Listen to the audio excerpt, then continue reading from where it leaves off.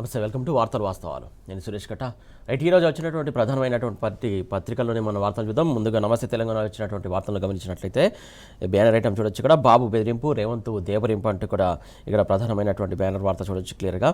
నీళ్లపై గురి శిష్యుల దొంగాట, చర్చలంటూనే తెలంగాణ ప్రాజెక్టులపై చంద్రబాబు ఫిర్యాదు.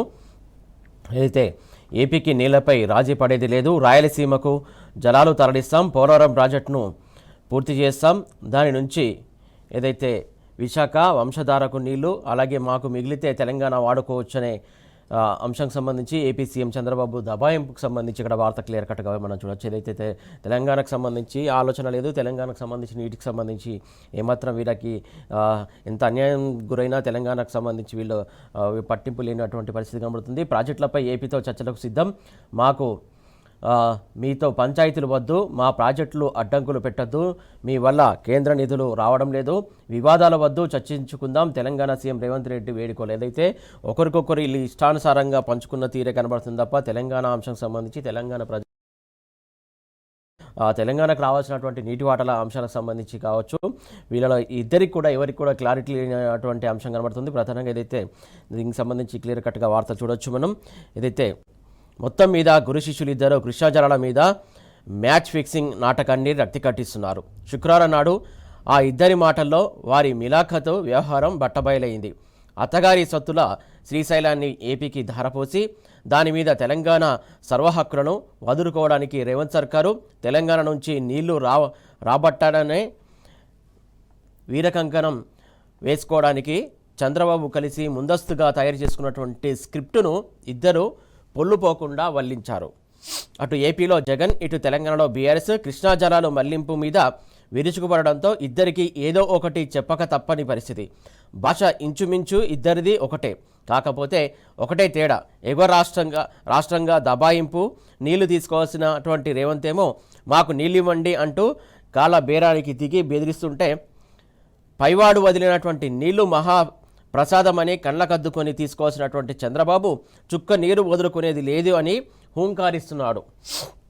ప్రపంచంలో ఎక్కడైనా ఎగువన ఉన్నవారు జబర్దస్తిగా నీటిని లాగేసుకుంటారు, దిగువన ఉన్నవాడు లబోదిబోం అంటాడు. కానీ ఇక్కడ పరిస్థితి ఉల్టా పల్టా ఉన్నది.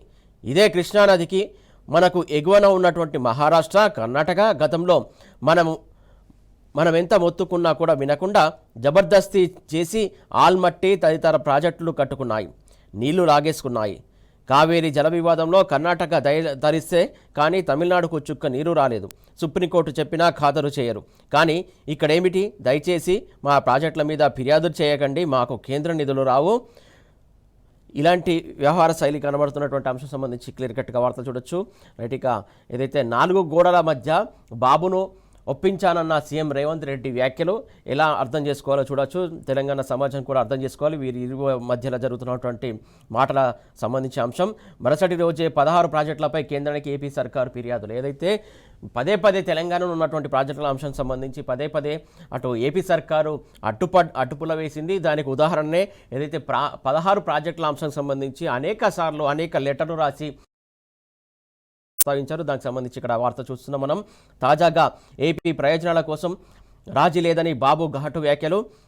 ఏపీ వాడుకోగా మిగిలినవి తెలంగాణ తీసుకోవాలంటూ అహంకారం. ఏదైతే ఏపీ వాడుకున్నాక మిగులు జలాలు తెలంగాణ తీసుకోవాలంట. వాస్తవానికి ఇక్కడ నుంచే పరివాహం ఉంటుంది, ఇక్కడ నుంచే నదీ జలాలు అటు దిగువకు వెళ్తాయి. కాకపోతే ప్రధానంగా తెలంగాణ వాడుకున్న తర్వాతే ఏపీకి వాడుకోవాల్సినటువంటి అంశాన్ని దాన్ని కాస్త ఉల్టా పల్టా చేసి మాట్లాడుతున్నటువంటి అంశం మనం క్లియర్ కట్గా ఇక్కడ చూడొచ్చు.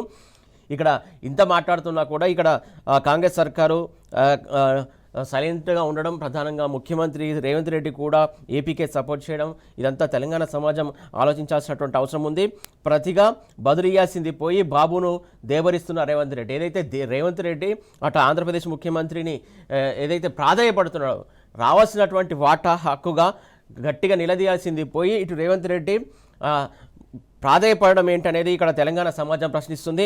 కృష్ణా బేసిన్లో తెలంగాణ ఎగువన ఉన్నదనే విషయం మరిచినటువంటి సీఎం మా ప్రాజెక్టులకు అడ్డంకులు కల్పించవద్దంటూ పదే బాబుకు విజ్ఞప్తి. పోర్టు కనెక్టివిటీ కోసం ఏపీతో అవసరం ఉన్నదంటూ విచిత్రమైనటువంటి వ్యాఖ్యలు చేయడం. దేశంలో పోర్టు లేనిది ఒక తెలంగాణ రాష్ట్రమేనంటూ అజ్ఞానపు మాటలు. ఏదైతే పోర్టు ఉన్నా లేకున్నా కూడా మిగతా వనరుల ద్వారా తెలంగాణ ఎంత సస్యశ్యామలంగా గత 10 సంవత్సరాల నుంచి ఎట్లా ఉందో మనం చూడొచ్చు. బీఆర్ సర్కార్ టైంలో ఎలాంటి అభివృద్ధి చెందిందో మనం చూడొచ్చు. ఈ 2 సంవత్సరాల కాంగ్రెస్ హయాంలో ఎట్లాంటి పరిస్థితులు నెలకొన్న మనం క్లియర్ కట్గా చూడొచ్చు. ఇక్కడ చూడొచ్చు మరొక వార్త చూడొచ్చు. రేవంత్ సర్కారు రియల్టీ బ్రోకర్ అంటూ కూడా ఇక్కడ వార్త చూడొచ్చు. మరొకటి, శుక్రవారం హైదరాబాద్ నివాసం వద్ద మను విద్యార్థులతో కలిసి మీడియాతో మాట్లాడుతున్న కేటీఆర్ ఏదైతే కాంగ్రెస్ పాలకులు సీరియల్ ల్యాండ్ స్నాచర్స్ అన్ని వర్సిటీల భూములను సర్కారు గుంజుకుంటున్నది. ఏదైతే జయశంకర్ వర్సిటీ భూమి 100 ఎకరాలు తీసుకున్నది, అలాగే హెచ్సి భూమి కూడా 400 ఎకరాలు గుంజుకుంది. ఏదైతే ఇప్పుడు మరో 50 ఎకరాల కోసం ఏదైతే ఉర్దూ యూనివర్సిటీకి సంబంధించి 50 ఎకరాల కోసం భూమిని లాక్కోవడానికి కాంగ్రెస్ కుట్ర పన్నుతుందంటూ ఆ యూనివర్సిటీలకు సంబంధించినటువంటి విద్యార్థులకు కేటీఆర్ భరోసా ఇచ్చాడు. దానికి సంబంధించి ఇక్కడ క్లియర్ కట్గా మనం వార్త చూడవచ్చు. పోరాడే విద్యార్థులకు అండగా ఉంటామంటూ కేటీఆర్ భరోసా ఇచ్చారు. ఏదైతే మను విద్యార్థులతో సమావేశమైనటువంటి మాజీ మంత్రి, దానికి సంబంధించి ఇక్కడ క్లియర్ కట్గా మనం చూడొచ్చు. ఇక్కడ లెఫ్ట్ సైడ్ చూడొచ్చు. జైత్యాల జిల్లా మల్యాల మండలం రాంపూర్ పంప్ హౌస్ నుండి 3 పంపుల ద్వారా ఎగిసిపడుతున్న జలాలు ఇదిగిదిగో కాళేశ్వరం గంగ ఎల్లంపల్లి నుంచి ఎస్ఆర్ఎస్పి వైపు ఎదురెక్కుతున్నటువంటి జలాలకు సంబంధించి క్లియర్ కట్గా ఫోటో వార్త మనం ఇక్కడ చూడొచ్చు. 88 కిలోమీటర్ల మేర ఎగువకు పరుగులు. ఇటీవల 16 నుంచి 17వ కిలోమీటర్ మధ్య వరద కాలువకు డ్యామేజ్ జరిగింది. ప్రత్యామ్నాయంగా ఉపయోగపడుతున్నటువంటి కాళేశ్వరం ఎత్తిపోతల పథకం ఏదైతే కాళేశ్వరం ఎత్తిపోతల పథకం అంశం సంబంధించి క్లియర్ కట్గా ఏదైతే ఈ జలాలు ఎలా ఎగిసి పడుతున్నాయో క్లియర్ కట్గా మనం ఫోటోలో ఈ వార్తను బట్టి చూడొచ్చు. ఆ కాళేశ్వరం జలాలు ఎలా తెలంగాణ సమాజానికి ఉపయోగపడుతున్నాయో క్లియర్ కట్గా చూడొచ్చు. ఎత్తిపోతలు లేకుంటే ఇది సాధ్యమా అంటూ కూడా తెలంగాణ సమాజం ప్రశ్నిస్తుంది. దానికి సంబంధించి క్లియర్ కట్గా మనం ఇక్కడ వార్త చూడొచ్చు. ఏదైతే కాంగ్రెస్ ఆడినటువంటి డ్రామాలో చెప్పిన అబద్ధాలను పటాపంచలు చేస్తూ కాళేశ్వరం జలాలు ఇల్లంపల్లి నుంచి ఎస్ఆర్ఎస్పి వైపు పరుగులు పెడుతున్నాయి. ప్రాజెక్టులోని ఒక్కో పంపు హౌస్ నుంచి దూకుతూ 88 కిలోమీటర్ల మేర ఎగువకు వెళ్తున్నటువంటి అంశం సంబంధించి క్లియర్ కట్గా మనం చూడొచ్చు. రైట్, ఏదైతే కాళేశ్వరం ప్రాజెక్టు తెలంగాణ సమాజానికి ఎలా ఉపయోగపడుతుందో చూడొచ్చు. ఈ 2 సంవత్సరాల నుంచి కాంగ్రెస్ సర్కార్ వచ్చిన తర్వాత కాళేశ్వరం ప్రాజెక్టు సంబంధించి ఎలాంటి వ్యాఖ్యలు చేశారు, ఎలా పడవ పెట్టారో మనం క్లియర్ కట్గా మనం అర్థం చేసుకోవచ్చు. ఆ అంశం సంబంధించి ఇదే ఒక ఉదాహరణ. కాళేశ్వరం జలాలు ఎలా తెలంగాణ సమాజానికి ఉపయోగపడుతున్నాయని క్లియర్ కట్గా మనం చూసుకోవచ్చు.